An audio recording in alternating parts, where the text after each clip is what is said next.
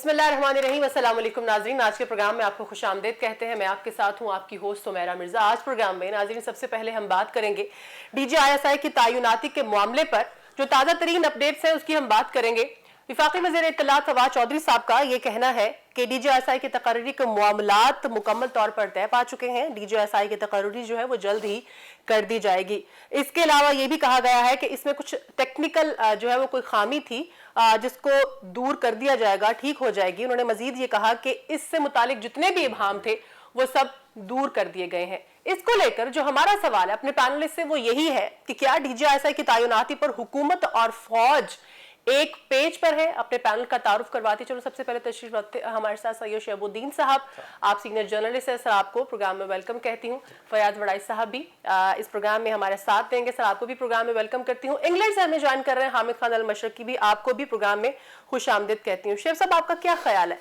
हुकूमत और फौज, इससे पहले हम देखते रहे हैं सारे मामलात पर यही खबर आती थी कि एक पेज पे है, सेम पेज पे है। इस मामले पे क्या सूरत हाल है? एक पेज पे ISI का DG एक ऐसी तकर्री है जो चाहे नवाज शरीफ साहब हों, चाहे बेनज़ीर भुट्टो हों, वो हमेशा एक वजह तनाज़ा बन जाती है जी।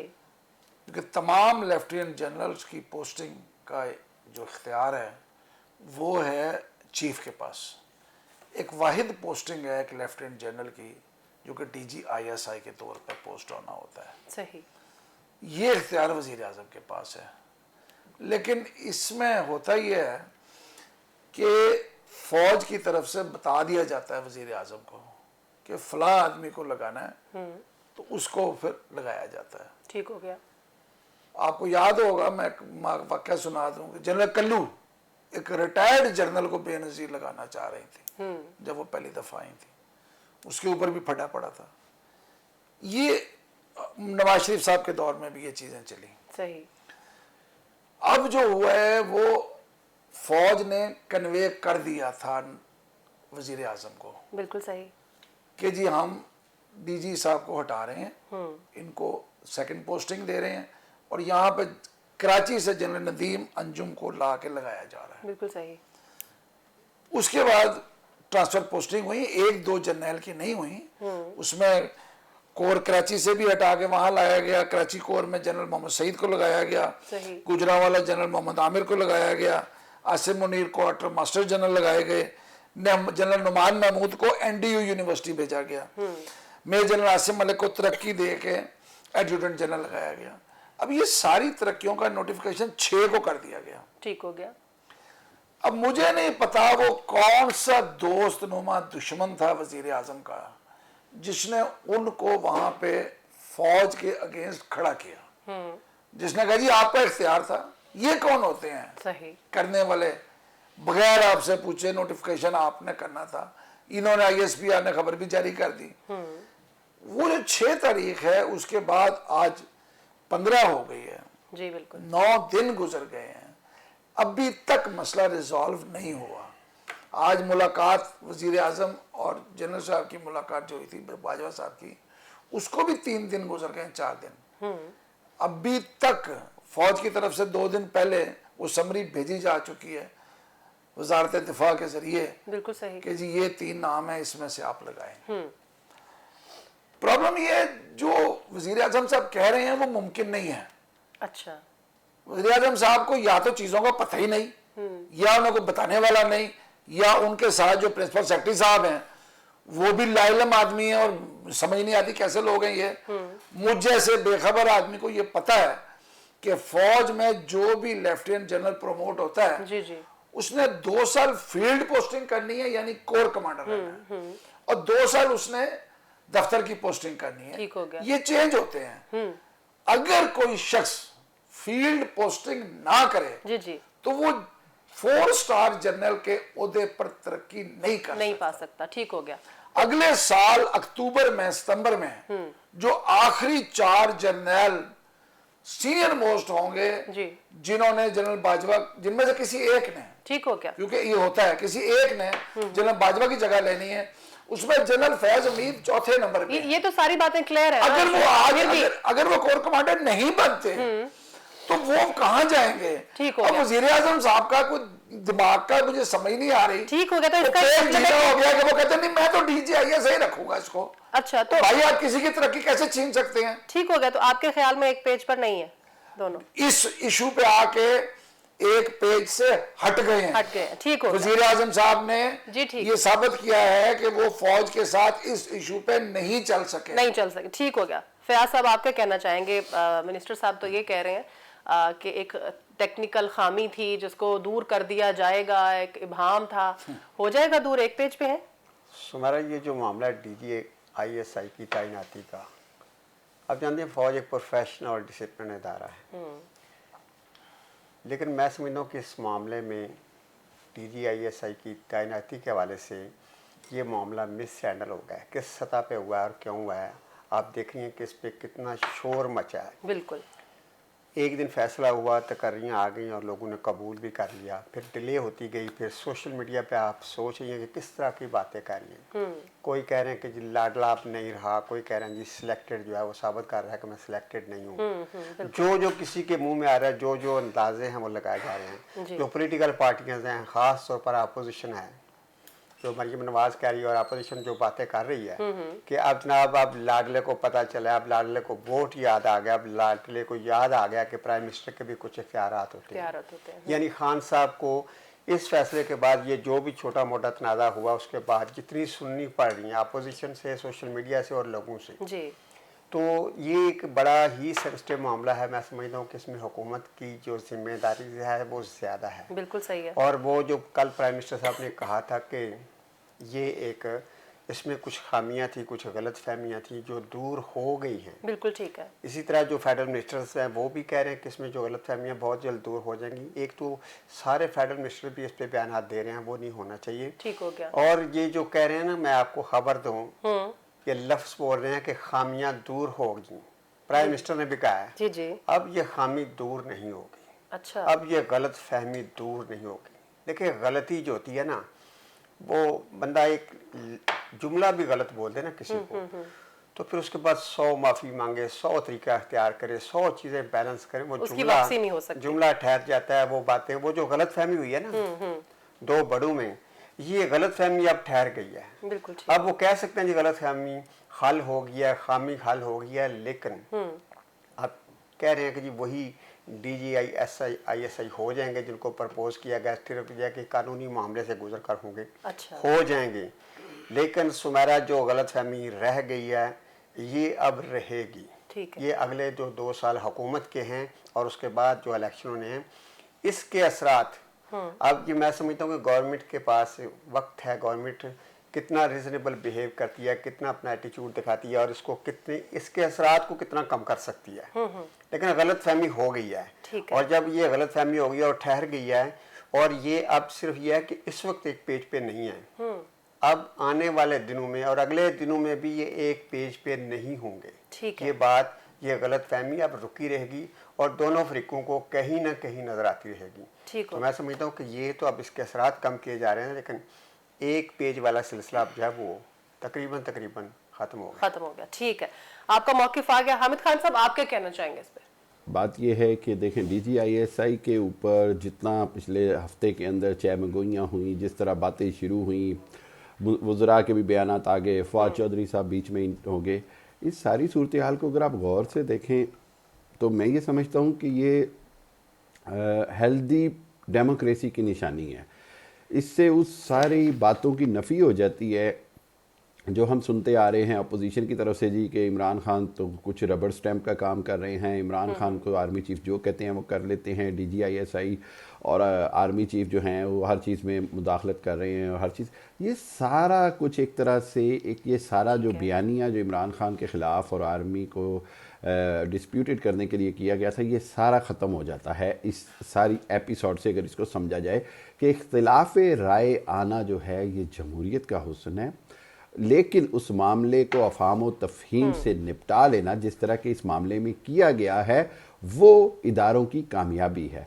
सो इस हवाले से मैं इसको इस तरह देखता हूँ कि ना सिर्फ ये कि इस सारे मामले के अंदर बिल्कुल इख्तिलाफात हुए होंगे, हो सकता है इमरान खान की चॉइस कोई और हो, इमरान खान जनरल फैज़ हमीद को भी रखना चाहते हों, इमरान खान शायद किसी और तरह चला, लेकिन मैं ये बात जानता हूँ कि जो कुछ ये हुआ है इसका सबसे बड़ा फ़ायदा ये है, इसका सबसे बड़ा एडवांटेज ये है कि आपको ये समझ आ जानी चाहिए कि इमरान खान अगर कहीं पर अड़ेंगे, अपनी बात मनवाना चाहेंगे तो मनवा भी लेंगे।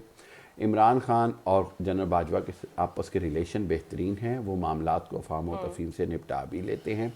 तीसरी बात यह है कि अपोजिशन जो ये बगलें बजा रही है कि जी ये कोई बहुत बड़ा इख्तिलाफ है और हुकूमत गिर जानी थी, ये हो जाना था, ऐसा कुछ नहीं होता।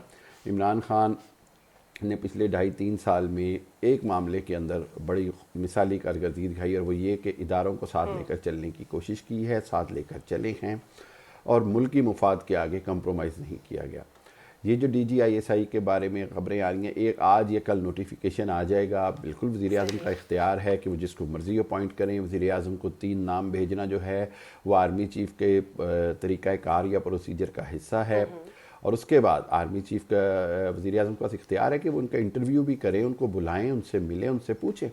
इस सारी सूरत हाल के अंदर मैं नहीं समझता कि पाकिस्तान में किसी भी तरह कोई सियासत होनी चाहिए, बल्कि इसको पॉजिटिव लेना चाहिए। इख्तिलाफ़ राय के बाद मामलों का अफ़हाम व तफ़हीम से तय पा जाना जो है वो बहुत बेहतरी और नेक शगुन है।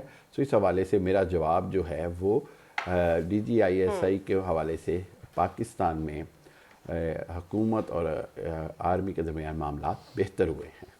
जी ठीक है हामिद खान साहब, आपका जवाब भी आ गया। अगला पॉइंट डिस्कस करेंगे। नाजरीन, आप जानते हैं भारत जो कि अपनी नेचर से मजबूर है, घटिया हरकतें करने पर वो मजबूर है, और आए दिन हम देखते हैं कि कोई ना कोई हरकत उनकी तरफ से की जाती है। अब भी भारत की तरफ से एक बार फिर पाकिस्तान को ये धमकी दी गई है कि हम सर्जिकल स्ट्राइक करेंगे, और उसके ऊपर जो हमारी तरफ से रिस्पांस गया है वो बड़ा इंटरेस्टिंग है। हमारी तरफ से रिस्पांस ये दिया गया है कि चाइना से जो आपको मार पड़ी है उसकी पहले मरहम पट्टी तो करवा लें अपने फौजियों की, फिर आप हमारे पास भेज दीजिएगा अभिनंदन की तरह, उसको भी अच्छी सी चाय पिलाकर भेजेंगे ताकि वो भी वहां पर जाके कह सके कि टी वाज फैंटास्टिक। सवाल हमारा जो है अपने पैनल से वो यही है कि क्या भारत एक बार फिर पाकिस्तान पर सर्जिकल स्ट्राइक करने जा रहा है, शुएब साहब, या फिर गीदड़ भपकियां? ये देखें, मसला ये है कि भारत में जब भी कोई अंदरूनी मामलात होते हैं, कोई मसला होता है, कोई जैसे उन्हें नज़र आता है कोई ऐसा रिजॉल्व है जो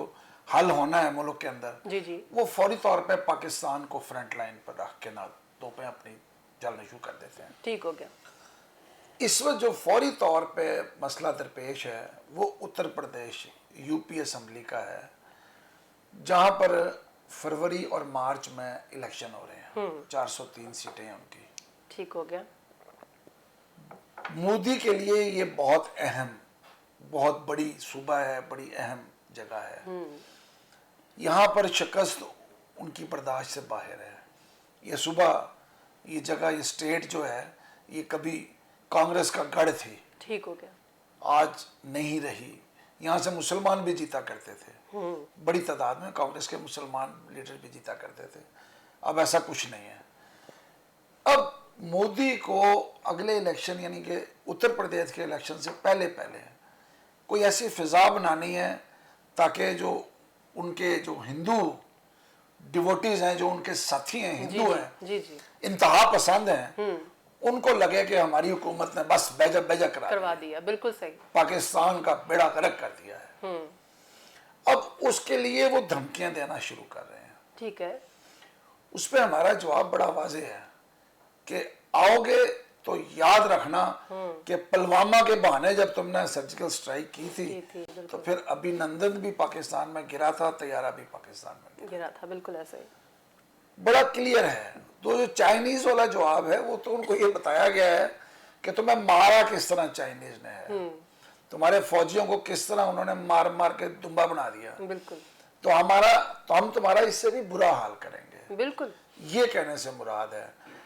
लेकिन मसला ये है कि सर्जिकल स्ट्राइक हो रही, इंडिया आपके किसी इंटरनेशनल बॉर्डर पे नहीं कर सकता। ठीक हो गया। उसके लिए उसके पास सिर्फ और सिर्फ लाइन ऑफ कंट्रोल है, वहां पे वो कर सकता है आपके कश्मीर के अंदर। जी बिल्कुल ठीक है। क्योंकि वहां जो है वो डिस्प्यूटेड एरिया है, बॉर्डर अभी तक डिफाइन नहीं है। बिल्कुल ऐसे ही है। सो हमें उस इलाके में अभी तक गुज़श्ता 1 साल से इस साल इंडिया ने हमले नहीं किए उस तरफ, तो गोलाबारी नहीं की है। ठीक है। तो अब अगर वो ये करता है सो फेस द म्यूजिक, ये उनको तैयार रहना चाहिए। ये हम साबित कर चुके हैं कि अगर गलती की, पिछले हालात को देखते हुए आपको लगता है कि बिल्कुल, करेगा? अगर वो आएंगे तो पछताएंगे। करेगा सर्जिकल स्ट्राइक? गलती करेगा, अगर गलती करेगा। मैं आपसे ये जानना चाहूंगी, मैं करेगा? वो- वो सिर्फ धमकी दे रहा है। अभी धमकी दे रहा है, हाँ। लेकिन अगर उसको नजर आया कि इसके बगैर मेरा गुजारा नहीं है, करेगा, तो ठीक। फिर गलती करेगा। जी जी, क्या कहेंगे फयाज साहब?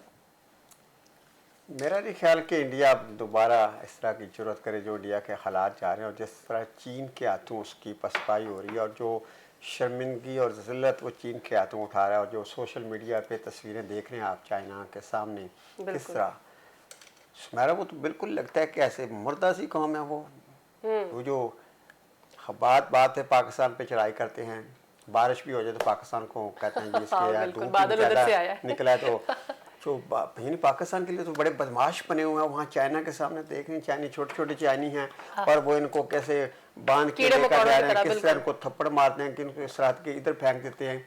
वहाँ तो देखकर लगता है कि इंडिया की जो फौज है वो तो कोई फौज ही नहीं है। हाँ जी, वो तो सारे शेर पाकिस्तान के लिए बने हुए सो कार्ड। तो मैं समझता हूँ कि ये इंडिया वालों का एक खौफ है, और वो जब जो मार उनको चाइना से पड़ी है उसको थोड़ा सा अपना तसल्ली देने के लिए, अपने आप को सेटल डाउन करने के लिए वो फिर पाकिस्तान को धमकियां लगानी शुरू कर देते हैं कि हम यहाँ सर्जिकल स्ट्राइक करेंगे या तो दूसरा को हमला करेंगे। मेरा ख्याल में उनमें अब ये कैपेसिटी नहीं है। अच्छा, कुछ मोदी के स्टंट भी हो सकते हैं इलेक्शन के हवाले से भी, और दूसरी चीज़ें हो सकती हैं, कुछ अपनी फेस सेविंग भी कर रहा है। लेकिन इस वक्त जो मौजूदा हालात है दुनिया में, जिस तरह अफगानिस्तान से भी वो बेइज्जत होकर गया है, और जिस तरह उसको अमेरिका का साथी जरूर है लेकिन उसको अमेरिका पर भी एतबार नहीं है, चाइना को तो वो हर तरफ से मार पड़ रही है। चाइना आने वाली सुपर पावर है, और उसको खौफ है कि चाइना जो है उसका शुरू से कोई इससे ज्यादा अच्छे ताल्लुकात नहीं और है। उनके ताल्लुकात अच्छे पाकिस्तान के साथ हैं। रशिया भी उनसे ज्यादा करीब नहीं है।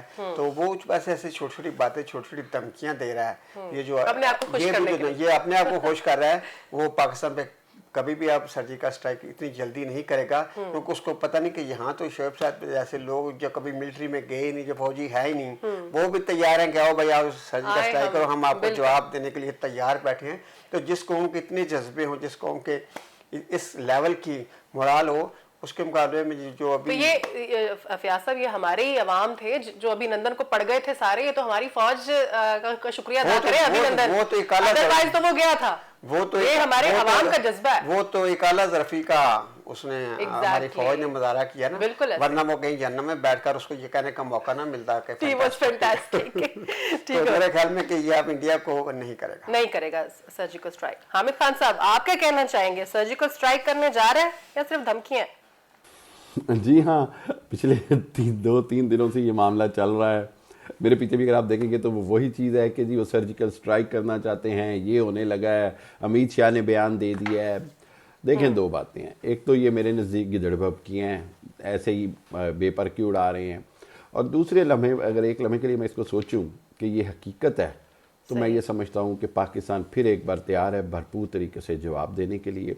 पाकिस्तान इस मामले को और तरीके से देख रहा है, और पाकिस्तान इनको मुंह तोड़ जवाब देने को तैयार है।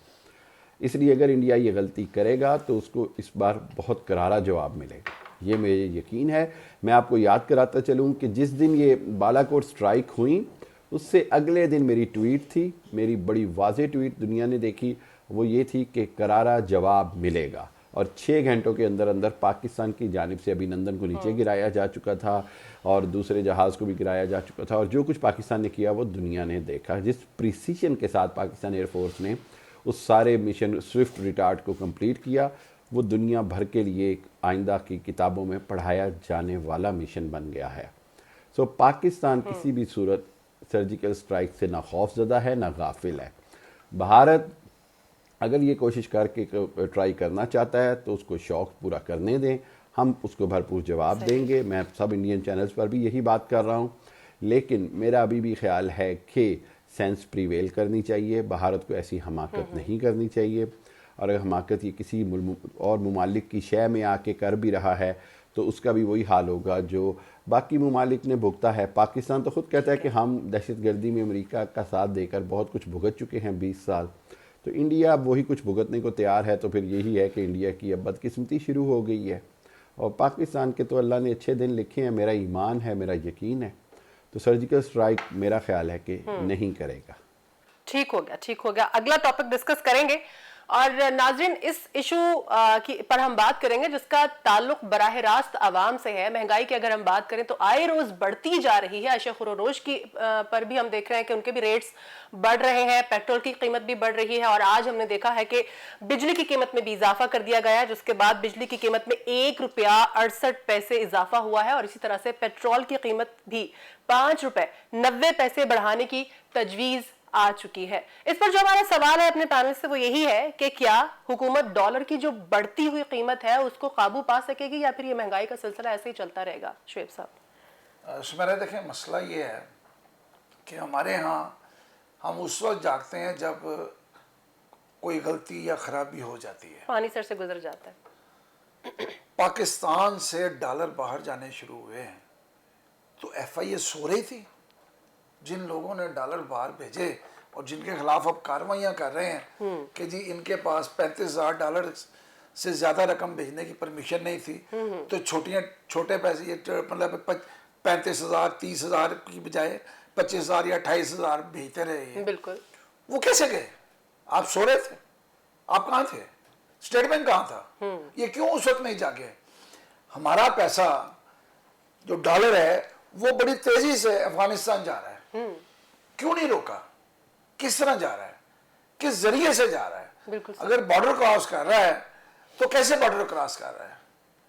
मुझे अभी चंद दिन पहले एक बहुत मजेदार एक देखने का मंजर मिला सोशल मीडिया पे। जी जी। कि दिखाया है कि पाकिस्तान में जब ये आई अपना बकरीद, तो एक क्रेन के जरिए उन्होंने तारों के ऊपर से जो पाड़ लगाई है इंडिया ने, जी जी। वो गाय उठाई और उसको उठा के क्रेन के जरिए पाकिस्तान में उतार दिया सही। और फिर वो मुसलसल उतारते रहे, यानी कि गाय स्मगल हुई तारों के ऊपर से। तो क्या ये डॉलर कैसे गया? आपने भी तो बाड़ लगाई है, बिल्कुल। आपने बॉर्डर्स बंद कर दिए हैं, जो 4 अब रह गए हैं बाकी, जहां पर अभी तक प्रॉपर गेट वगैरह सही तरह नहीं है, उसको भी आप बंद कर रहे हैं। आप डॉलर का इस मुल्क से उड़ान क्यों नहीं रोक सके? ठीक हो गया। बात गलती हमारी एजेंसियों की है, हमारी FIA की गलती है, ये उनकी जिम्मेदारी है, स्टेट बैंक की जिम्मेदारी है कि डॉलर मार्केट से निकल रहा है तेजी से। बिल्कुल ठीक है। तो भाई क्यों नहीं जाके? अगर डॉलर निकलेगा तो डॉलर महंगा होगा। डॉलर जितनी चीज महंगी होती जाएगी, आप जो बाहर से पेट्रोल मंगा रहे हैं वो उतना महंगा होता जाएगा। ठीक हो गया। हर चीज की महंगाई जो है वो डॉलर के महंगे होने के साथ है। एक तो पहले आपने गलती की, पहले डॉलर खुद खोल के ऊपर तक पहुंचा दिया। अब रही सही कसर वो डॉलर कि आपकी उड़ान की वजह से शुरू हो गया है जी। तो। लेकिन बिजली का जो मसला है, अब ये $2 अरब $2.25 अरब लेने गए हैं अमेरिका IMF से, वो मिलेगा तो उसके बदले उन्होंने जो कुछ मांग लिया पाकिस्तान से, तो पूरी करनी पड़ेगी। GST खत्म कर दो और ये कर दो और इसके बाद कीमतें बढ़ा दो, तो जनाब ये सारा उसी का शाखसाना है। हमें ये सब पे करना है। ठीक है। जब तक हम अपने कदमों पर खड़े नहीं होंगे हमें ये सजा भुगतनी है। यानी हुकूमत नाकाम है, नहीं काबू पा सकी। हुकूमत अपने कदमों पर खड़ी नहीं हो सकी 3 साल में। ठीक हो गया। कोशिश के बावजूद वो जो उसके 100 वजह बताए, लेकिन इसमें सच यही है कि हुकूमत अभी तक अपने कदमों पर खड़े होने में नाकाम है। ठीक हो गया। फयाज साहब क्या कहना चाहेंगे? हमारा प्राइम मिनिस्टर साहब आज खिताब कर रहे थे, किसान पोर्टल कार्ड का एक फंक्शन था। अच्छा, खान साहब आजकल तकरीर करते हैं, बल्कि जब से प्राइम मिनिस्टर होते हैं बने वो ऐसी ही तकरीरें करते हैं जैसे वो हुकूमत का हिस्सा नहीं है। आज भी उन्होंने लोगों के मसाइल पे खुलकर बात की है। काश्तकार, मजलूम, पिसे हुए लोग उनको जानते हैं, और भी गरीब लोगों को महंगाई का भी जिक्र किया, और उन्होंने बहुत रियासत मदीना के साथ साथ इस्लाम का भी जिक्र किया, सोशलिज्म का भी। यानी लगता है जैसे कोई मुबल्लग हैं, कोई दानिशवर हैं, कोई अहले इल्म, शायद उन्हें शौक है आजकल ना अहले इल्म और साहिबे इल्म। ये भी तो अच्छी बात है ना कि आपका एक लेकिन वो जितनी भी बातें करते हैं ना, ये तो एक शेब साहब जैसा ग्राहक है इन चीजों का। ये तो शेब जैसा इन जैसा एक पढ़ा लिखा बंदा बातें कर सकता है, और टीचर बातें कर सकते हैं, मीडिया के लोग बातें कर सकते हैं, लेकिन वो लोग जो इक़्तिदार में हैं, जो जिनके पास मनसब है, इक़्तिदार है, वो भी अगर ऐसी ही बातें करेंगे तो ठीक किसने करना है? वो इस तरफ नहीं आ रहे। वो जैसे कहा ना शुएब साहब ने कि जी स्मगल अगर हो रहा था डॉलर तो आपने क्यों नहीं देखा, क्यों नहीं उसको पकड़ा, अब एफबीआई हरकत में आई है। इसी तरह आप देखें कि जो चीज़ें इंपोर्ट हो रही हैं, हमारी जो ज़रूरी अजनास हैं जिनके पास हमारे यहाँ बताया हुआ था कि ये फ्रूट हमारे यहाँ, दालें हमारी हैं, ऑयल हमारे हैं, अगर वो भी आज हम इंपोर्ट कर रहे हैं तो फिर डॉलर तो महंगाई की शक्ल में हमारे साथ आ रहा है ना, महंगाई अंदर भी हो रही है और बाहर से भी आ रही है। बिल्कुल ऐसे ही। और दूसरा माशाल्लाह हमारे मुल्क के आप देखें जो छोटा तबका है रेडी बन खड़ा हुआ है ना, तो रेडी के साथ से एक बंदा गुजरता है, कहता है डॉलर महंगा होगा, तो वो उसी वक्त जो उसके पास रेडी पे स्टॉक पड़ा हुआ है वो महंगे होने का ऐलान कर देता है। और वो सस्ता कभी नहीं होता, डॉलर जिसकी दुकान में, जिसके कारखाने में जो माल पड़ा हुआ है, अभी उस दोबारा चीजें आनी है, तेल की कीमत का पता चलेगा, बिजली का सारा, लेकिन उसने यही अभी फैसला कर लिया कि नहीं, क्योंकि डॉलर महंगा हो गया, बिजली महंगा हो गई है, पेट्रोल महंगी हो गई है, तो उसी वक्त उन्होंने जनाब वो कीमतों में इजाफे का ऐलान कर दिया है। तो ये पूरा मुआशरा जो है ना, बस एक डॉलर की आवाज़ आने दीजिए, एक टिकट चलता है कि बिजली इतनी महंगी हो रही है, पेट्रोल इतना महंगा हो रहा है, तो हम लोगों ने बिल्कुल कमर बांधी हुई है कि फिक्र नहीं, अच्छा, और मुनाफे 4 गुना बढ़ा लेते हैं। तो मैं समझता हूँ कि ये बात सही है कि प्राइम मिनिस्टर साहब की गुड गवर्नेंस होनी चाहिए। गवर्नेंस का मामला शुरू से है और वो उसी की वजह से महंगाई के कितने भी आप लोगों को एतमाद में लेंगे जी, ऑयल महंगा हो रहा है, बिजली महंगी हो रही है, डॉलर महंगा हो रहा है, और फिर दूसरा आप सर जोड़कर बैठ जाए। आपके कहाँ में है माशी मायरीन, आप रात को सोते क्यों हैं, आप रस्ते क्यों नहीं देखते कि आपकी जो बाढ़ है वो कैसे क्रॉस हो रही है, डॉलर कैसे बाहर जा रहा है, आपकी कौन सी चीजें इंपोर्ट हो रही हैं, कौन सी एक्सपोर्ट हो रही है, कितना फर्क है, सब पकड़ लें जनाब, इधर बैठे आप क्या कर रहे हैं, क्यों रोज डॉलर महंगा हो रहा है, क्यों पेट्रोल महंगा कर रहे हैं, और फिर उसके कम से कम जो आपके इख्तियार में चीजें उनको तो कंट्रोल करें। वो जितनी चीज महंगी हो रही है उससे कई गुना ज्यादा इम्पैक्ट क्यों पड़ रहा है लोगों की महंगाई पर। आप अपनी गवर्नेंस को बेहतर करें, ये चीज महंगी हुई है तो उसके 4 गुना तुरंत बढ़ा लें। तो बहुत सारी चीजें हैं जो हुकूमत के करने की है, लेकिन इनका जो 3 साल का रिकॉर्ड है ना, कंट्रोल करना तो दूर की बात है, वो बावर ही नहीं कर रही, इसकी परवाह नहीं कर रखी, वो समझते हैं कि सिंपल कोई बात नहीं, आज दिन अच्छा नहीं था, 3 खिलाड़ी आउट हो गए, कोई मसला नहीं, कल हम अच्छा खेलेंगे, लेकिन वो इसकी परवाह नहीं कर रही। ये बहुत सीरियस मामला है और ये 2023 के इलेक्शन में सुमारा इनको ले डूबेगा। इनकी कितनी भी अच्छी कारकर्दगी हो, कितनी अच्छी बातें करें, कितनी ईमानदारी हो, आम बंदा जो है महंगाई के बोझ तले है और दब गया है, और उससे वोट तो उसी ने देना है ना, वोट लेना बड़ा मुश्किल हो जाएगा। अभी लाहौर का इलेक्शन आने वाला है ना, जिमनी देख लेना क्या देख लेंगे, इसी में पता चल जाएगा। ठीक है, छोटी सी इजाफा है, वज़ीर आज़म साहब हर बात में चीन का हवाला देते हैं। चीन ने 50s में एक कर्जा लिया रूस से, ठीक हो गया, उसको अदा करना था, उन्होंने अपने मुल्क में वो जो हराम जानवर है उसके गोश्त पे पाबंदी लगा दी और सारे का सारा रशिया भेजना शुरू कर दिया। सही, वो कर्ज की अदायगी में गया। ये है कौमें, हिकमत अमली है ना, हम क्या वो एक चीज नहीं मिल रही, हमने डॉलर से बाहर से मंगा के खानी जरूर है। बिल्कुल सही है, क्यों मंगाते हैं, हमारे स्टोर बड़े बड़े हैं गैर मुल्की अशिया से, ठीक हो गया, क्यों आ रही हैं ये? हमारे पास हराम जानवर तो नहीं है, लेकिन हम हराम खाने पर पाबंदी लगा सकते हैं। बिल्कुल सही, हामिद खान साहब, कौन करो किस को रोकें? ठीक हो गया, बिल्कुल सही। हामिद खान साहब, आपका क्या कहना है इस पर? गवर्नमेंट जो है वो कंट्रोल कर लेगी डॉलर की प्राइस को? हाँ, ये बहुत अहम मसला है सुमेरा। देखें, डॉलर की प्राइस को कंट्रोल करना हुकूमत के लिए लाजमी है। हुकूमत के लिए तमाम मामलात से सबसे ज़रूरी अगर कोई मामला है तो वो महंगाई पर काबू पाना, और सर्जिकल स्ट्राइक की तरह की धमकियाँ या ये जो बाकी सारी चीज़ें हैं, इनसे अवाम पाकिस्तान की हुकूमत के तो पीछे खड़े हैं, लेकिन महंगाई का मामला जब आएगा, जब बात आएगी कि डॉलर का रेट कहाँ जा रहा है, पेट्रोल का रेट कहाँ जा रहा है, बिजली की कीमतें कहाँ जा रही हैं, वहाँ आवाम में बेचैनी है। मैं आपको ये बताता चलूँ कि पूरी दुनिया में इस वक्त महंगाई की एक बड़ी शदीद लहर है। इंग्लैंड, यूरोप, इंडिया, हर जगह पे आवाम जो है वो महंगाई का जो है वो उसके ऊपर बात कर रहे हैं, महंगाई में की चक्की में पिस रहे हैं। बदकिस्मती से पाकिस्तान ऐसा मुल्क है जहाँ पर ऑलरेडी बहुत गुर्बत है, परेशानी है, तो उसमें महंगाई का असर बहुत ज़्यादा होता है। वरना पूरी दुनिया में जो पेट्रोल प्राइसेस हैं वो बेकाबू हुई हैं, इससे कोई इनकार नहीं है। मैं आपको अगर मिसालें दूं तो दुनिया में बेशुमार ममालिक में एहतजाज भी हो रहे हैं। पाकिस्तान में उस पर कवरेज नहीं की जाती, लेकिन हकीकत यह है कि पेट्रोल प्राइसेस के हवाले से पूरी दुनिया में एहतजाज हो रहे हैं। एक और बात यह है कि डॉलर के ऊपर जिस तरह ये अफ़गानिस्तान स्मगल होने की बात है, 15 कह रहे हैं कि $15 मिलियन अ डे स्मगल हो रहा है, तो ये बहुत जुल्म है। पाकिस्तान को इसको हर सूरत रोकना है और हमारे इदारों की ज़िम्मेदारी है कि स्मगलिंग को रोकें। ये हमारी मुआशी हब को बहुत बहुत कमर तोड़ रहे हैं। हमारी माशी तौर पर हमें बहुत कमज़ोर करता है। अफ़गानिस्तान में डॉलर जाना पाकिस्तान के लिए इंतहाई परेशान कुन है। इस रॉ को, इस ट्रेंड को रोकना बहुत ज़रूरी है। उसके साथ साथ हुकूमत के लिए ज़रूरी है कि कुछ ऐसे अवामी एतमाद के इकदाम किए जाएँ जिससे डॉलर काबू में आए। फ़िलहाल डॉलर काबू में आता नज़र नहीं आ रहा है। ठीक है हामिद खान साहब, आपका भी जवाब आ गया। यानी कि इस वक्त जो सूरत हाल है महंगाई को देखते हुए वो हुकूमत के लिए एक लम्हा फिक्रिया भी है और एक वार्निंग भी है, क्योंकि 2 साल बाद अगर इलेक्शन है, 1 साल बाद इलेक्शन ईयर शुरू हो जाएगा, तो उसमें आपको कुछ ना कुछ डिलीवर करना पड़ेगा, महंगाई को काबू करना पड़ेगा। किस तरह से करना है अप टू यू। पिछले 3 सालों में तो हमें कुछ नजर नहीं आया, आगे देखना है क्या बनता है। आज के प्रोग्राम से इतना ही। अपने तमाम पैनल का शुक्रिया अदा करना चाहती हूँ। शहबुद्दीन साहब आपका बहुत शुक्रिया, फैज वड़ाई साहब डिस्कशन के लिए आपका भी बहुत शुक्रिया, हामिद खान मशरकी भी हमारे साथ इंग्लैंड से मौजूद है। हामिद साहब आपका भी बहुत शुक्रिया। अपनी होस्ट सुमैरा मिर्जा को इजाजत दीजिए, अपना ख्याल रखिएगा, अल्लाह हाफिज।